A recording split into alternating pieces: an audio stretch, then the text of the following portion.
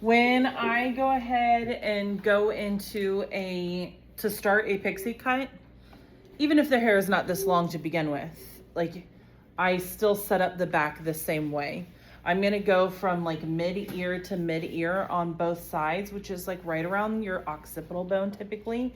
It lines up with. I don't go above the occipital bone, so adjust it accordingly based off of your model's head. You want your occipital point to be your highest and then draw a line from ear to ear. I keep it pretty level. I don't go like angular because I'm not creating like a bob effect with this back here. So when I go into cut this back, I start with sections in the back that I always start on my dominant side, so I typically start on the right. And I'm gonna draw a line that is a diagonal back, and it is making that line parallel to my hairline right here, okay? And then I'm gonna hold this hair out at a 45-degree angle, and I'm not putting in a perimeter because a lot of my clients that want like a pixie or a shixie or a Bixie, like whatever, a shorter haircut, they still want softness on their neck. So I don't want to go in and create a hard blunt line by putting in a perimeter. So instead I start with this section of hair and I'll go through the back, and then at the end I'll take like my feather razor and pinch and soften and make a nice soft hairline for them based off of how much length they want left on the neck. Some people like a little bit more length left on the neck. Some like it really tight. So then cater it to your client based off of that, okay? The amount you leave out with your fingers when you're holding this out is totally gonna be based off of how much length they want left in the back. The more length I leave out, we're getting more into bob territory versus like a pixie. So I'm gonna go ahead and leave about an inch out up at the top, but it's not an inch at all at the bottom. It's more like a half inch, the way that I have my fingers at that angle, because it's not a 90-degree angle that I'm holding coming off of the neck. It's a little bit more like a 45-degree angle based off of the hairline right there, okay? So I'm gonna make sure that area is combed out nice. I'm gonna put my fingers in, and then I'm just gonna cut that section. I can recomb and cut that bottom, okay? So now when you see that hair lay, it's just gonna taper right down, like it layers right through it, very soft, okay? We're gonna take our next section, but now we're gonna create, I'll show you, a wider top, but a thinner bottom. It's like a little upside down, like pie piece, or like a pie piece or whatever, because eventually I'm gonna be straight up and down in the middle, and then I'm gonna start tilting towards the other side to then end up mimicking the hairline on the other side. Does that make sense? Okay. And now I've got my guide from my previous section, so I can hold that up. And I'm pulling the hair directly out from where it lives and cutting it where it lives. I don't want to over direct towards the last section or towards the middle, because then I'm gonna start doing what? What happens when you over direct one way or the other? Yeah, you start to leave length. And I don't want to leave length anywhere, because if I over direct here, now it's going to start drooping and get longer in the center and throw everything off. So I just want to make sure I'm pulling directly out from where it lives.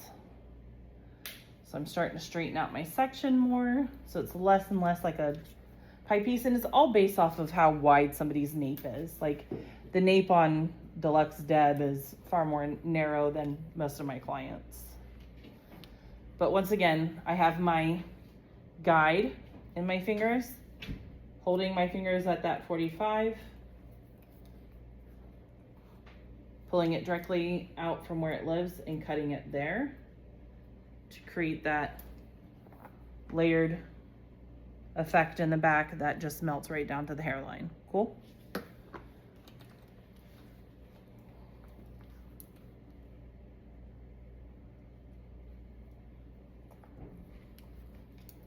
I'm gonna keep doing that through the back. Before we move on to the next spot, I will have you all check for balance to make sure once you end on the left side that, or your non-dominant side, that you can have balance on both sides. Cool? She's a mannequin, so I don't care. Or else I'd get a new comb if it were a person.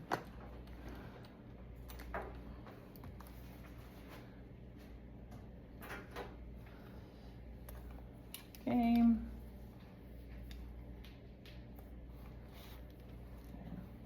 Move this way.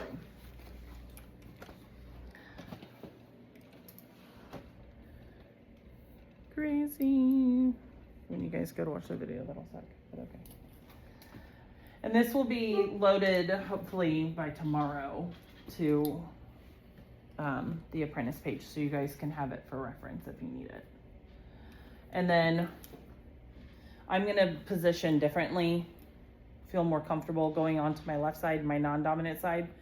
I'm gonna be holding my hand now where my palm is facing down towards the ground. Before it still was, but my tips of my fingers were up. Now the tips of my fingers are down on my opposite side, just to feel more comfortable and in control while cutting the hair.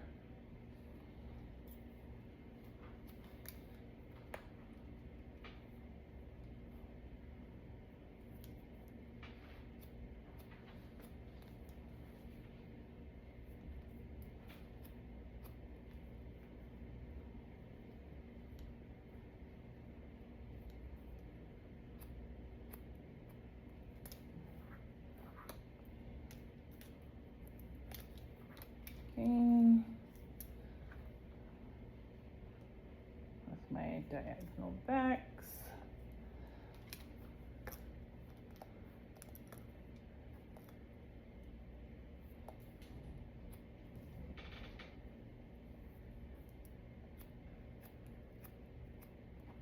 And last section.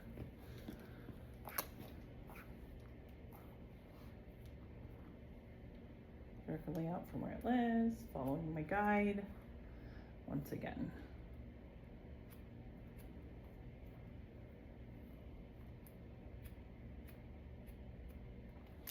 Okay.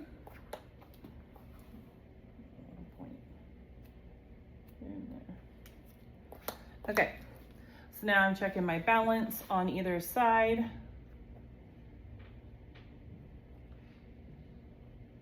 Very good.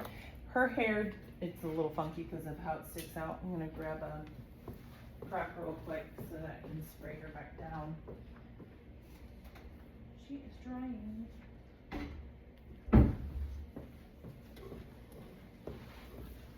Okay.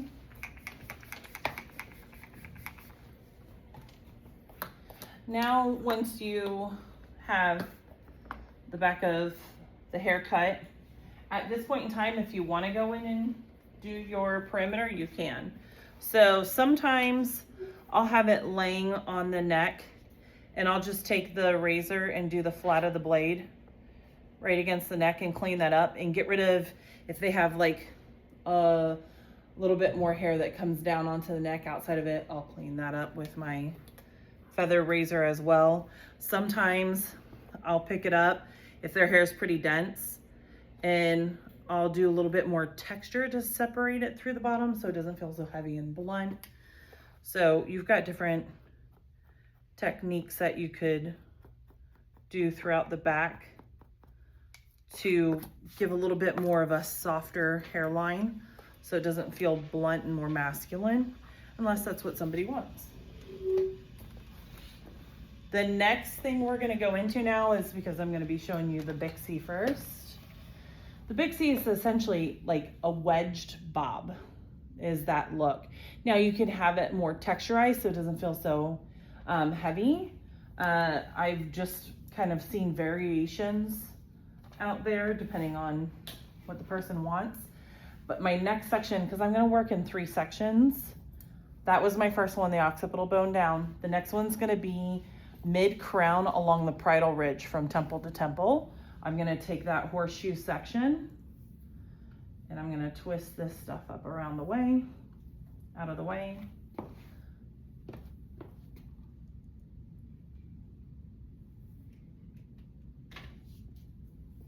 Twist up out of the way. So then I wanna check for balance. Need a little bit more.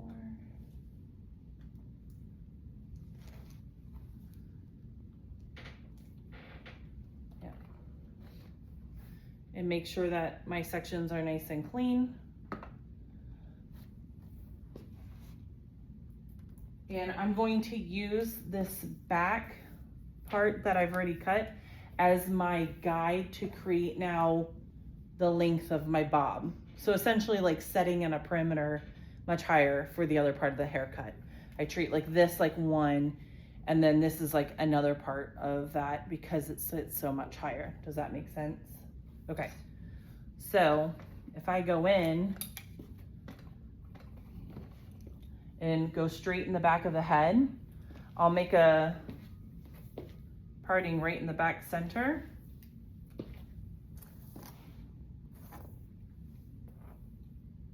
Get that out of the way. Does everybody see that? Parting, cool. Like a little mohawk section.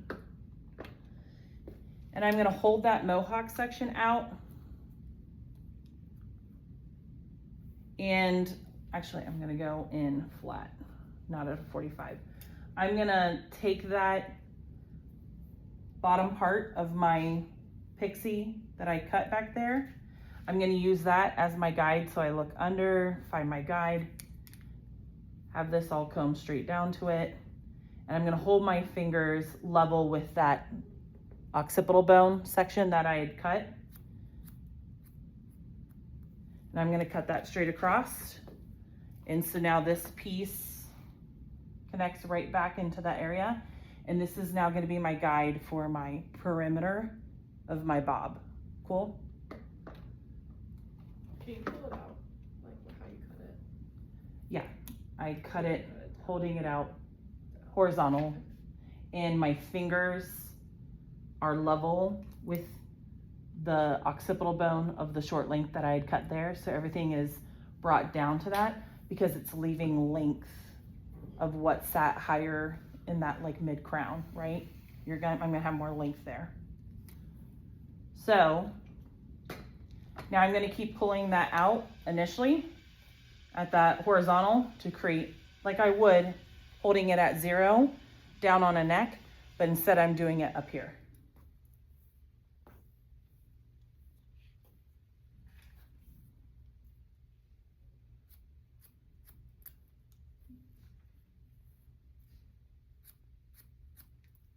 And I'm just gonna keep bringing everything out and connecting it with my length that I've already established, using that as my guide going forward.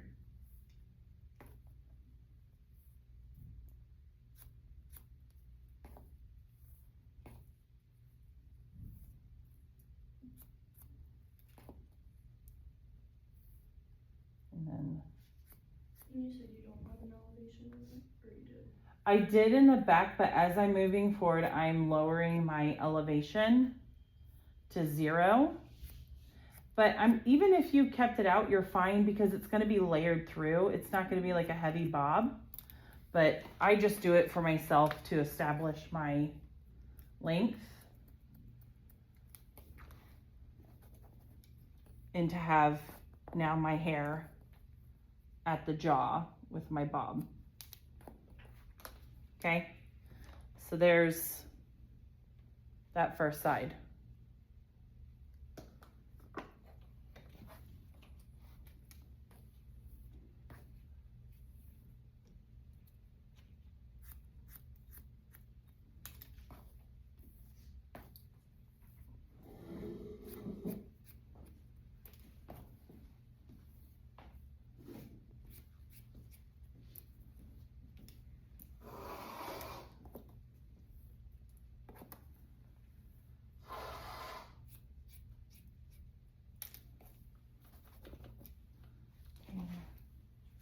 check my balance, that I'm at the jaw, back of the jaw, underneath the ear, making my way through the back.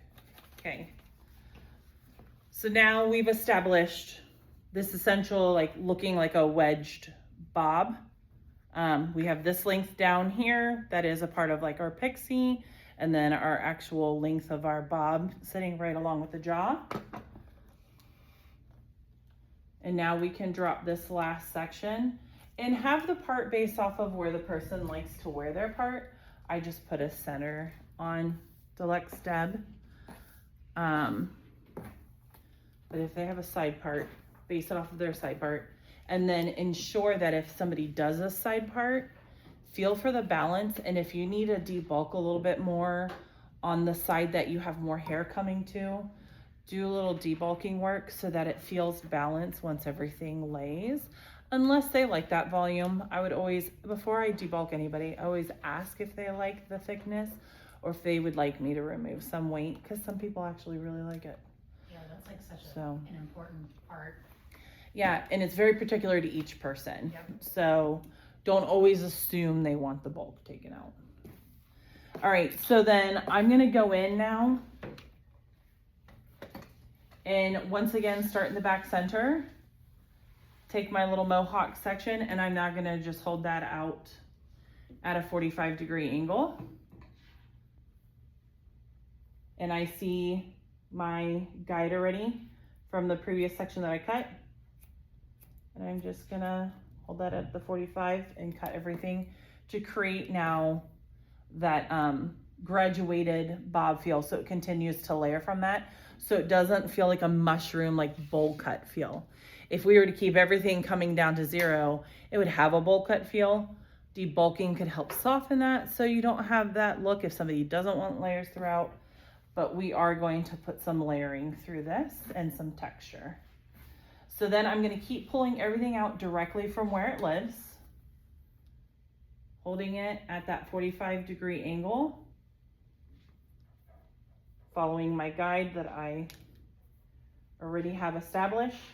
If you do not see your guide, do not move on. Take a thinner section if you need to. Make sure you can always see your guide before you cut. In general, rule of thumb.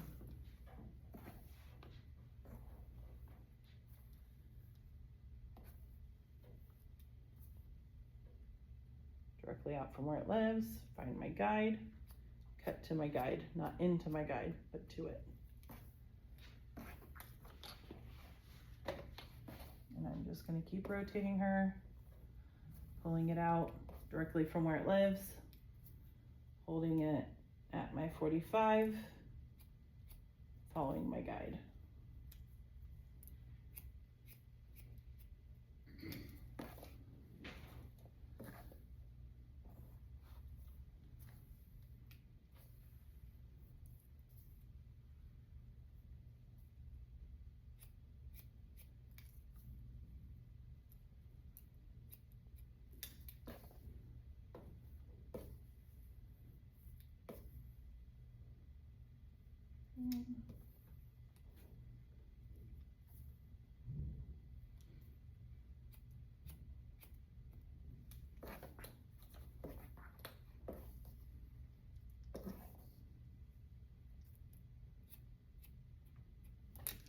That if somebody doesn't have a bang, that front part that isn't in line with hair here because it just sits forward more, I tend to brush that back into the hairline and see if I have a point that needs to be taken off, and I take it off because if not, it'll hang super long up front.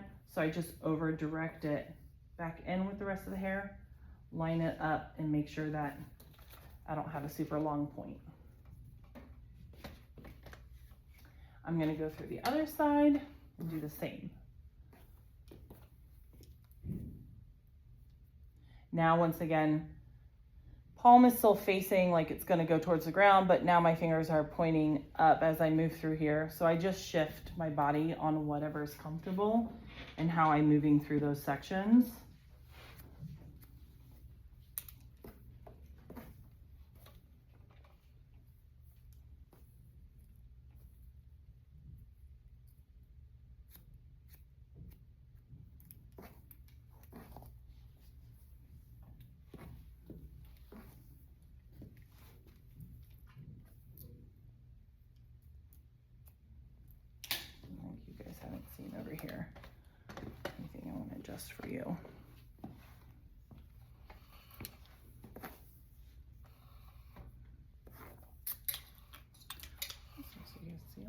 if you go to use it again.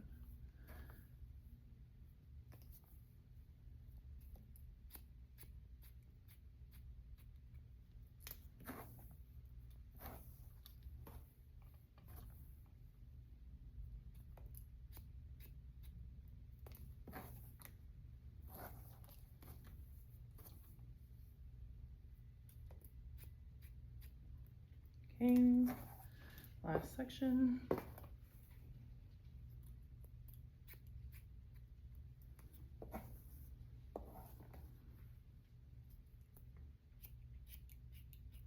Take that point off. You can always check by bringing everything forward like you would for a bang and just connect in the front those pieces. And if they say they're a person who likes to toss their hair everywhere, I'm one of those people. I will part my hair on the left, I'll part it on the right, I'll part it in the center. So I tend to cut a center cut on my clients that do that. So I can make sure that everything connects and blends, looks good however I go. But if she chose one day to part on the left side and bring it over, it's still gonna blend and connect, and I'm not gonna have a weird overhang of a longer hair, and she could wear it, tuck this side back, have a little bit more of like an asymmetrical looking cut if she wanted to. She can toss it to the other side, it'll blend and connect. It just really depends on like what the person is wanting that day, if they like to toss their hair around, but we know it all blends and connects with that. And you can always cross check too by bringing the hair up and getting rid of any little pieces along the top to ensure that they don't overhang anywhere. And you can just take that little point out over the top, nothing much. And then debulk if at this point in time you want more of a texturized look. But otherwise, this is the end result without a bang, unless somebody wanted one, of a Bixie cut or a wedged bob, whatever you want to call it. It's always been a wedge, but new terms come out all the time, and Bixie seems to be the term right now. How does everybody feel about this? Any questions? I try and make it as simplistic of a breakdown as possible. Did that all seem to really make sense? Could I adjust anything for you guys in the future? Okay, cool. So if somebody were to come in, say with this haircut, and now they want to go shorter, because you sometimes get people who've grown out to this stage with their pixie and they're ready to like cut it back. This would probably be also grown out in the back because they would have had to have had it like buzzed undercut if this was their like grow out stage. I would still approach the back the same way. Today I was cutting off like 5 inches of length, but you may only cut off a 1/2 inch, you know, by refreshing this back. It's still the same concept of how we're going to approach that back part from the occipital bone down, whether it's an established short haircut or you're cutting it brand new, because sometimes I feel like it doesn't happen a lot, but you do get a person that comes in that has long hair and they want to go short, and that can be overwhelming to like look at and be like, where do I go from here? And if you just section off that top part and establish that neck, it'll start to make sense from there going forward if you can get that part cut, because you've already got the idea of the shape coming into play. Cool? All right, so